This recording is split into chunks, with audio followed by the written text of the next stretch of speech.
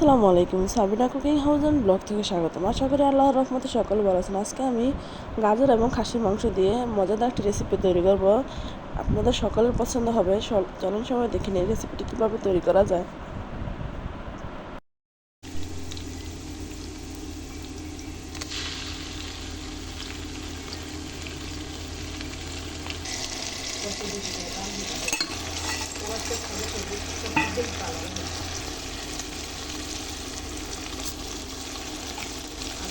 না এবার ওষুধ আনতে কইছি না, বুঝলেন আমার একটা তুমি কোনো ওষুধ আনতে যায় না। না কালকে একটা খাইছি বুঝছেন সকালে না কয় চাষি হয়ে কি না চাষি হরির মাইয়া নিতে আসা না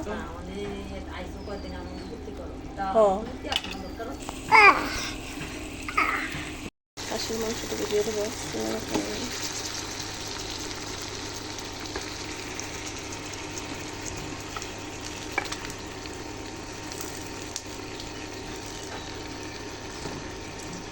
খাসিটা আমরা নিজেরা জবাই করে নিয়েছিলাম, তার জন্য একটু মাংসগুলো বড় বড় সাইজের করে নিয়েছিলাম।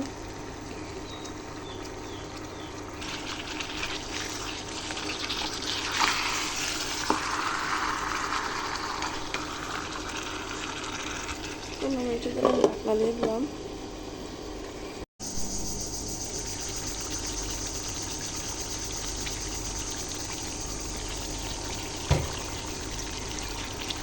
আমার মাংসগুলো ছিল একটু হাড্ডিওয়ালা, আমার হাড্ডির মাংসটা একটু পছন্দ এই জন্য।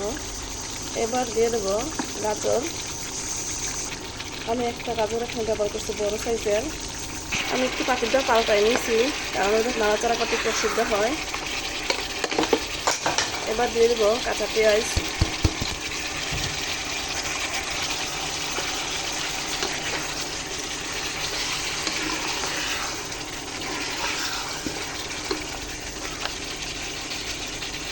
ঢাকা দিয়ে 20 মিনিটের জন্য রেখে রাখবো।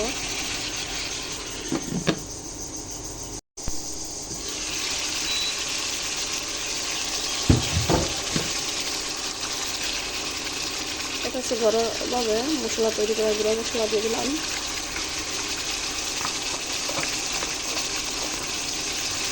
এবার দিয়ে দিলাম কাঁচামরিচ।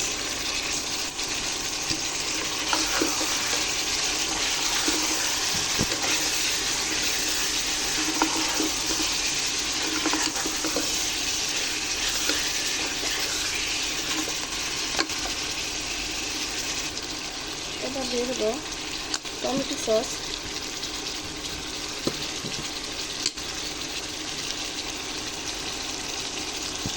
এবার নাড়াচাড়া করে দেবো। দেখেন তলায় লেগে যাচ্ছে এবং দাঁত চলে আসছে। এবার আমি সিদ্ধ করার জন্য অল্প পরিমাণে একটু জল দেবো।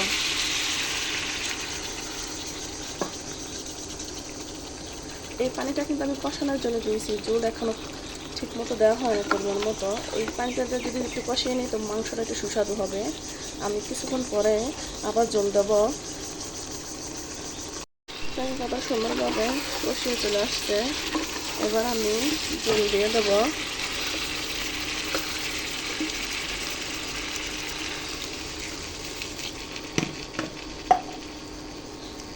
জল দিয়ে দিয়েছি, এবার ঢাকনা দিয়ে দিলাম। এভাবে আমি আরও 20 মিনিট জাল করে নেব। চলে গেছে এই জন্য আমি গ্যাসের মধ্যে বসিয়ে দিয়েছি, কারণ ইফতারের কিছু রান্নাবান্না আছে।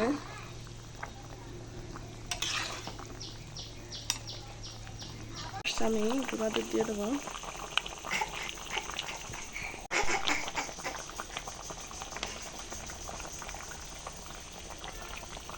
অবশেষ আমি দিয়ে দিচ্ছি জিরার গুঁড়া।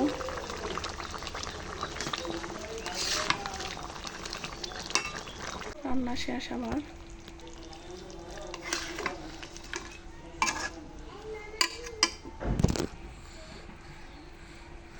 আলহামদুলিল্লাহ, দেখেন কতটা সুন্দর ও লোভনীয় হয়েছে খাসির মাংস ভুনা গাজর দিয়ে। অবশ্যই আপনারা বাসায় এভাবে ট্রাই করবেন এবং মজাদার এবং সুস্বাদু একটি রেসিপি আপনাদের সাথে শেয়ার করলাম। সকলের জন্য দোয়া রইল। ফিয়ামানিল্লাহ। আল্লাহ হাফেজ।